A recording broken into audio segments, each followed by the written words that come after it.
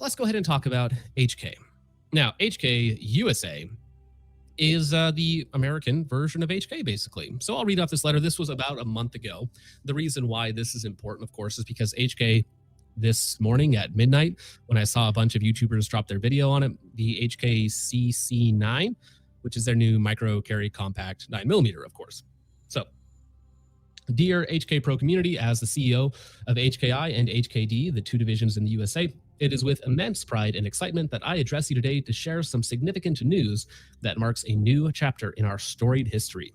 Over the years, the HN, the Heckler & Koch name has been synonymous with precision engineering, reliability, and innovation in the world of firearms. We have always strived to uphold the highest standards in everything we do, and our commitment to excellence has earned the trust and admiration of professionals and enthusiasts alike.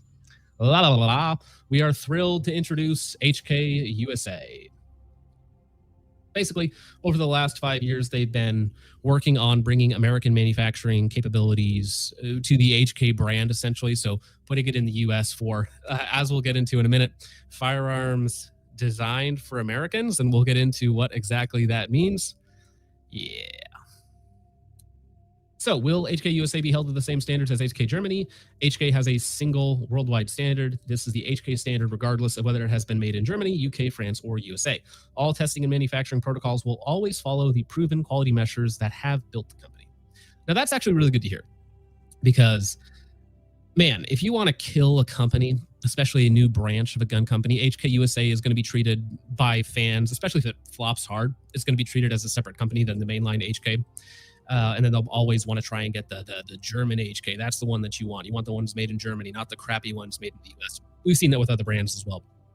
But if they can maintain quality for this new launch, especially, and not have issues, because again, if they come out with this new handgun and unlike, or like SIG, I should say, it starts blowing up in 3 to 6 months, big problems. That's going to kill the name of HK USA real fast as if your first product is a flop. So they've been very cautious. Very, very cautious bringing products to the market. So far, over the last 7 years, they have one, right? This one that will launch like yesterday. So the US-made HK CC9 design for American shooters. Now, as the title of the stream implies and the thumbnail, it looks very, very similar to a Taurus G3c, whatever that letter and number combination is, which isn't necessarily a terrible thing. Right? The Taurus is a fine looking handgun. You might not like what's inside of it or the quality control process, but it looks fine. It looks fine. So they just happen to look very similar. A new gun for a new era. I don't agree with that title. This trend started 10 years ago. So again, the mock-ups of the gun were in late 2017, 7 years ago at this point. And I believe if you watch the TFB TV video with James, I believe he was shooting prototypes in 2021. 2020. So they've had this gun around for quite some time. I believe Europe has a slightly different version of the gun that's already been released for about a year. So this design has been around. They've been working on this for a long time because, again, you release a new product in a already saturated marketplace and it sucks or it doesn't compete or it's worse than everything else. Nobody's going to buy it, right? Because it's not a new thing, right? It's an old thing at this point. It's the standard thing at this point. Let me see. Where do they have? Yes, you can see the lines. Looks good. No real problems with it. Has a real pick rail. Optics cut, of course. The width is 0.99 inches, which is probably not including the control. So it's probably a little bit wider than that at the slide stop. That would be my guess. 3.2-inch barrel. Standard capacity of 12. Not really. Standard capacity of 10 with a flush fit, and then 12 with the slight extension. Most people will probably have just use the 12-round magazine, right? And I think on if I watch Mr. Guns and Gear videos today, they actually come with stickers on the bottom to tell you which one they are. Yeah. So these were the videos that dropped. I think, yeah, Mr. Guns and Gear and TFBs, they dropped at the exact same time at midnight last night. So I was just scrolling through my phone like it's late at night, whatnot, and I see all these new videos pop up. I'm like, what the heck? It's a timed release video, of course. So the videos are fine. You should watch them. Good reviews if you want to learn a little bit more about it. This is just me talking about it conceptually. I think a couple other people had them, A&R Design, and that's actually about it. So, yeah, small, lightweight, not particularly interesting, but made for the American market. So let's talk about that for a minute. This, as HK is stating, is designed for the American shooter. I don't think that most guys who are looking to get an HK care about another concealed carry handgun. I don't think so, right? If I'm talking to an HK fan, I'm thinking he wants an MP5. He wants an HK33. He wants an MP7, an MP40, right? That's what he wants from an HK. It's like, hey, you want another micro carry 1.5 stack 9mm? Right? Not particularly exciting. Even worse, if I'm interpreting that correctly, HK USA is going to be bringing like tailored guns to the US market for the US consumer, which to me screams they're going to like rebrand a generic AR and you're going to have your HK AR-15 and it's going to be a bunch of white label components or whatnot, be a bunch of garbage like FN did with the Guardian or all these other companies. Yeah, I don't think like an HK guy is going to be like, oh, I just can't wait to have an HK AR-15. I don't think that gets people excited. 416s, yeah, absolutely. That's what they want, and they don't want to spend $5,000 to $7,000 on it.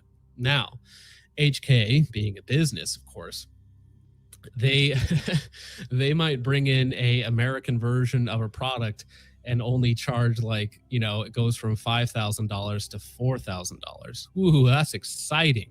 Now, I have some other information that we'll go over. This was some of the stuff is sorted from ModO, of course, on Instagram. You should, of course, be following him for the most up-to-date memes and HK information. So this was a source from him.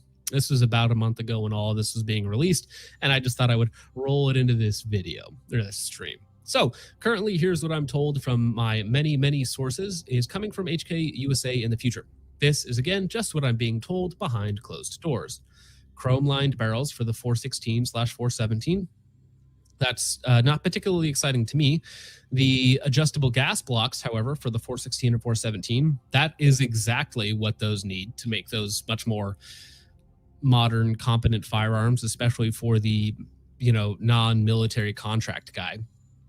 For us that actually want to use them and to have a good time with them, with our setups, our suppressors, our ammo, adjustable gas blocks are the way to go. New modular 9mm handgun, presumably the CC9 I shared in a previous story. Yep, and that did release, of course, 20 hours ago. So he's batting really well as of this point. Updated variants of the 416/417, like the latest A8 or whatever model they're on now in Germany. And of course, the civilian MP7, which I think is what a lot of people want.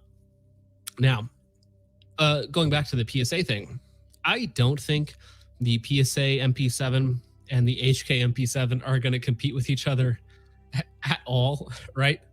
They're going to be in different calibers, 4.6, 5.7. Honestly, even if HK made it in 5.7, it wouldn't matter. The HK gun is going to be $500 to $1,000, $1,500 more expensive. HK fans are only going to buy that.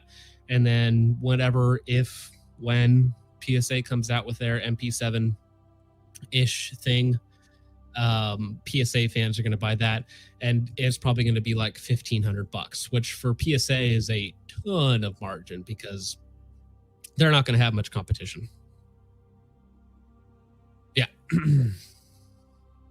Because, of course, back in April, they did file for a patent on the SP7, which is probably going to be the civilian HK7, or sorry, MP7.